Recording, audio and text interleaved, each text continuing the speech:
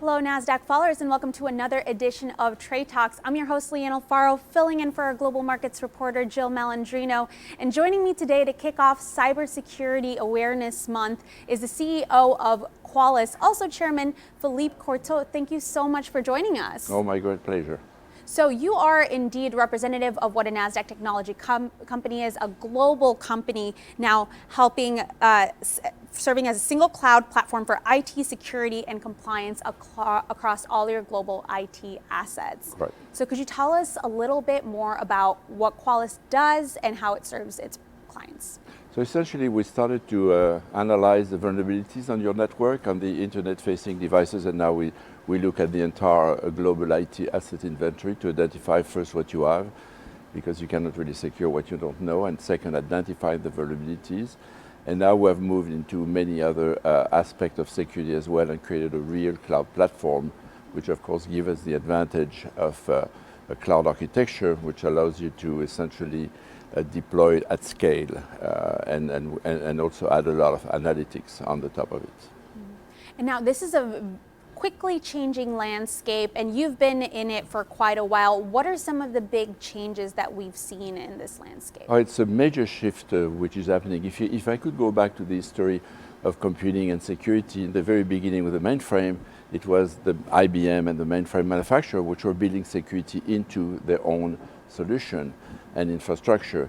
And then the Mini, which was a scaled down version, it was the same. And then the network arrived, and the network was then distributing the computing power to everybody in the company. But then it was not really done with security in mind. And the data was protected inside of the company. And so security became bolted on. And then the internet also came in. And then there was not much thought as well on security on the internet. And so today, because we need to connect more and more and there's more interconnection taking place, security has become a nightmare. The network has been growing very, very fast in complexity. The attack surface has increased, and essentially that's why we see so many data breaches. So now the cloud is coming, and that's totally changed the game, and we're almost in a way going back to the mainframe. So now today, this is the opportunity and the need to start to build security starting with the internet itself. You know, we have seen Google, for example, having an initiative which some people they criticize because they are afraid of, obviously, some antitrust issues, but to essentially secure the internet protocol, where today it can be spoofed, you can spoof your email, and now, of course, today the network has been, it's almost impossible to secure it. So now we see the internet starting to replace the network itself. So the network is going to start shrinking, and then you want to build security into that new cloud infrastructure. And that's the new paradigm today, and security is really at a crossroad. And you've touched on this a little bit already, but cloud technology, obviously the foundation, a big foundation for Qualys. How is that transforming the way people think about protecting a company? So first of all, we have to understand that the cloud is, what is a cloud? The cloud is first an architecture to distribute the computing power. Like the mainframe was distributing the computing power to the large companies, the minis to the lab. Now today, the internet distributes all the computing power to everybody on the planet. And that's the major revolution. So today, everything connects with everything, thanks to the internet. And so that's why we absolutely need to protect the internet itself, this road of communications, as well as, of course, of everything that touches the internet. And that's what you need, the visibility. And it will require a major effort. I can give you an example today of how we secure our homes. In the past, we were putting locks and steel plates and bars on the windows. And now suddenly we put sensors, and then the sensors beam up all that information to a center, to an incident response center, which call the cops or the fire marshal, and then you can control your home completely, see who knocks on your door, etc. But all of these different sensors, etc., are all interoperable. And what we see, the way security in your homes become, either you can do that almost yourself, with solutions like Simply Safe, or you could have a managed security service, which is doing that for you. Mm-hmm. And so that's the way security is, we believe, is going to become. So a lot of changes to be managed on one hand, or to be self-managed if you prefer, because everything will be built in, interoperable, And you don't have to go and bolt security on with so many different applications today that, oh, nobody can really do it. Right, to have to piecemeal something like that seems like an Absolutely. enormous task, Absolutely. especially for C-level executives who have plenty of other tasks to take care of. In particular, but I think for everybody.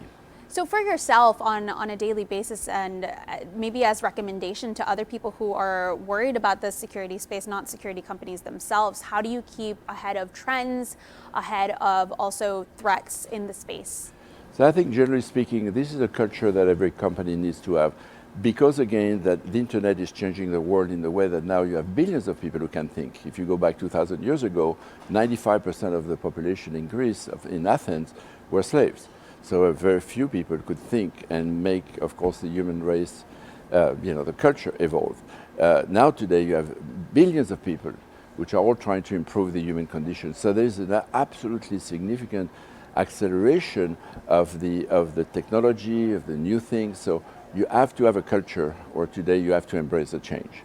If you don't embrace the change, then of course you're going to fall behind. And unfortunately in the security industry, it's pretty asymmetric because the bad guys have been already jumping in all this technology many years ago, and they have adopted these changes. And they are the ones who of course take advantage of the fact that many companies and vendors have been in fact lagging behind. Now, in playing this game of catch-up, one of these issues that you mentioned was visibility, right? Mm-hmm. How can you resolve an issue if you don't know what it is or you don't have full transparency into it? How do companies kind of make up for that fact or kind of begin to amend it? Yeah, so that's the number one problem, or the problem that not that many people speak about, because there is a total lack of visibility. And again, if I take back the example of the homes, now today with these sensors, you can get the temperature, you can get if a bird knocks on your door, you can watch your dog inside, etc. So you have a lot of now technology through these sensors that allows you to have the full visibility, eliminate false alerts, which is a big problem in security.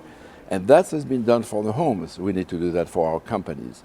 So the key is to have sensors everywhere. We capture the data, analyze what's in on that device, when is that device connecting, analyzing the traffic and bringing all that into a single place. And that's where this cloud architecture are wonderful, because you can bring a lot of data into one place and then throw a lot of computing power.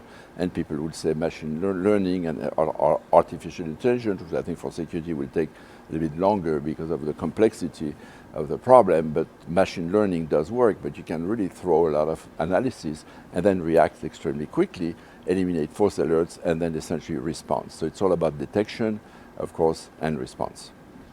Absolutely. Well, thank you, Philippe, so much for your insight. Again, kicking off Cybersecurity Month here at NASDAQ. It's a pleasure to have you, and we hope to have you back soon. Oh, thank you very much indeed. Okay, thank you. Thank you.